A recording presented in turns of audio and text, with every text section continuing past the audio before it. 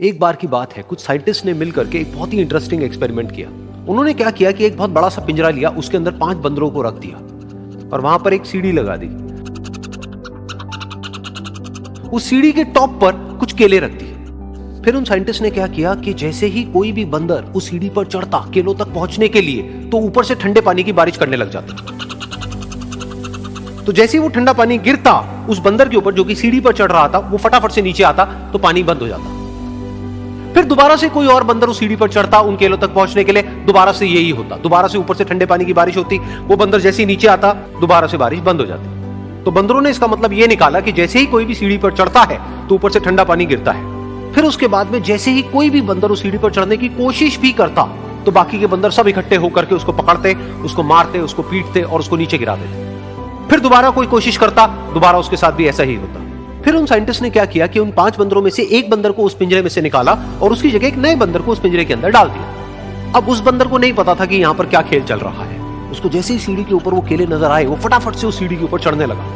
अब की बार साइंटिस्ट ने कोई बारिश नहीं करी, लेकिन फिर भी जो बाकी के बंदर थे उन्होंने इसको पकड़ा, सीढ़ी से नीचे उतारा और मारते पीटने लग गए। इस बंदर को समझ नहीं आया कि मेरे को क्यों मारा जा रहा है, तो उसने दोबारा कोशिश करी। जैसे उसने दोबारा कोशिश करी, दोबारा से उन 4 बंदरों ने वही किया। तो अब इस नए बंदर के दिमाग में क्या बैठ गया कि सीढ़ी पर चढ़ना मना है, अगर सीढ़ी पर चढ़ते हैं तो मार पड़ती है।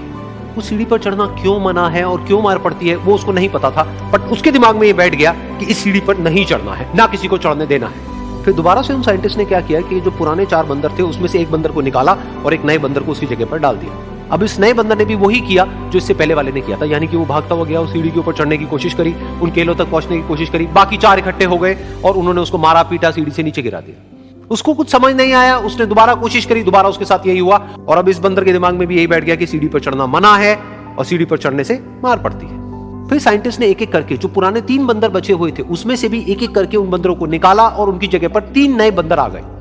अब ये 5 बंदर नए थे और किसी को भी ये नहीं पता था कि उस सीढ़ी पर चढ़ना मना क्यों है, लेकिन उन सबके दिमाग में बैठा हुआ था कि सीढ़ी पर चढ़ने से मार पड़ती है। तो कोई भी कोशिश नहीं कर रहा था, जबकि अब कोई ठंडे पानी की बारिश भी नहीं हो रही थी। वो चाहते तो आराम से उस सीढ़ी पर चढ़ते, केले तोड़ते और आपस में बांट करके खा लेते।